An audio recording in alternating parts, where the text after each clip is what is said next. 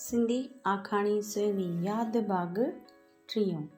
आयशा जीअं ॻोड़ा उॻिया उन जो खाॿो हथु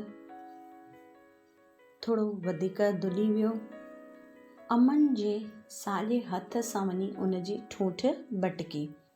अमन अचानक सां चौंकिजी वियो, पर आयशा त पंहिंजे ख़्यालनि में ई हुई। उन जो बिल्कुलु बि ध्यानु कोन हुयो त मुंहिंजो हथु कंहिंसां वञी बटकियो आहे। पर अमन उन जे अखियुनि में ॾिठो त हू पंहिंजा ॻोड़ा उॻण में व्यस्त हुई, त कुझु बि रिएक्ट न कयो। पर अमन जे मन में ॾाढा सवाल पिया हलनि। मूवी में ध्यानु घटि, पंहिंजे सवालनि में ध्यानु वधीक। मूवी अॻिते हलंदी रही। वापसि उन जो साॼो हथु उन कुर्सी जे हैंडल ते ई हली वियो। थोरी देरि खां पोइ आयशा जो बि हथु उन जे हथ जे मथां रखिजी वियो। उन जे अखियुनि में त पाणी अचे ई पियो, पर साम्हूं मूवी में जीअं ई अमन ॾिठो कि साम्हूं हिकु कपल जे विच में दूरी थी पैदा थिए, हीरोइन ॾाढी रोए थी। इहो सीन ॾिसी करे आयशा बेख़याली हा। उन दर्द खे शायदि पंहिंजो दर्द थी सम्झे, उन जो हथु हिन करे उन जे मथां अची वियो। सीन थोरो वधीक हुयो, हीरोइन जा वधीक सवाल, रोइण, जीअं मूवी में हूंदो आहे। पर आयशा ॾाढी नंढे दिलि वारी हुई, सो उन जो बि रोइण चालू हुयो। छो चालू हुयो उहो त कंहिंखे बि ख़बर कान थी पई सघे। उन जो हथु ज़ोर सां अमन जी कलाई ते पकड़जंदो पियो वञे, एतिरो ज़ोर सां कि उहो बि भुलिजी वई कि मां ॿिए कंहिंजे पासे में वेठी आहियां। उन जो खाॿो हथु एतिरी उन जी पकड़ मज़बूत हुई कि अमन जी कलाई ते नाखून जा निशान अची विया। क़रीब रत बि निकितो हिकु ॿिनि हंधा। पर अमन कुझु बि रिएक्ट न कयो, चुपचाप ख़ामोशी सां उन जे हथ खे, उन जे अखियुनि खे, उन जे मुंहं खे ॾिसंदो रहियो। साम्हूं मूवी में त हीरो हीरोइन जे विच में छा थो हले हुन जो बिल्कुलु बि ध्यानु कोन हुयो। सचमुच आशिक़नि जी इहा हालत हूंदी आहे छा? पर अमन त पंहिंजो पाण खे काफ़ी सम्झाईंदो हुयो। पर चवंदा आहिनि न, इश्क अंधो हूंदो आहे। ख़ैर, इश्क अंधो हूंदो आहे या न उहा त ख़बर कान्हे, पर कुदरत इन्हनि खे एतिरो छो पई मिलाए उन जो जवाबु त कंहिंखे बि ख़बर कान्हे।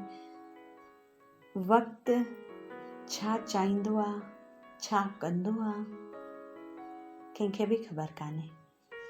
ख़ैर, इन जे हथ में भार वधंदो पियो वञे, अमन जो ध्यानु इन में पियो वधंदो वञे। अचानक सां साम्हूं मूवी में इंटरवेल लिखियलु अची वियो ऐं थिएटर में रोशनी थी वई। इन जूं अखियूं बि खुली वयूं। जीअं ई आयशा पंहिंजे खाॿे हथ खे ॾिठो त मुंहिंजो हथु त मां कंहिंजे मथां थी रखी छॾियो आहे। मां बिल्कुलु बि हथी कान आहियां पंहिंजे में, ईअं कीअं थी मां कंहिंजे मथां हथु रखी सघां?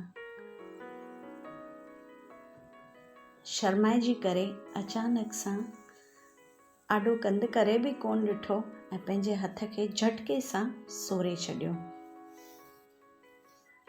आयशा खे वाइट ड्रेस पातल हुई, ॾाढी मस्तु पई लॻे। उतां उथी करे वॉशरूम में वई। इन पंहिंजे वाइट कपिड़नि खे शोल्डर ते छंडियो त तीअं ई उते रत जा निशान अची विया। सोचणु लॻी त मुंहिंजे हथनि में खून किथां आयो? अचानक सां सीन खे यादि कयो, ओह, त मां कंहिंजो हथ खे ज़ख़्मी करे छॾियो आहे। इहो कीअं थो थी सघे? अजीब तरह जा हुनखे सवाल पिया अचनि। मां वापसि कीअं उन कुर्सी ते वञी सघंदसि? उनखे सॉरी चवां की न उनखे दर्द न थियो हूंदो, रड़ छो न कयईं, मुंहिंजो हथ छो न हटायईं। काफ़ी सारा सवाल पंहिंजो मुंहुं धोई करे 2-3 दफ़ा भित सां टेको ॾेई बीठी। कुझु सम्झ में कान पियो अचेसि।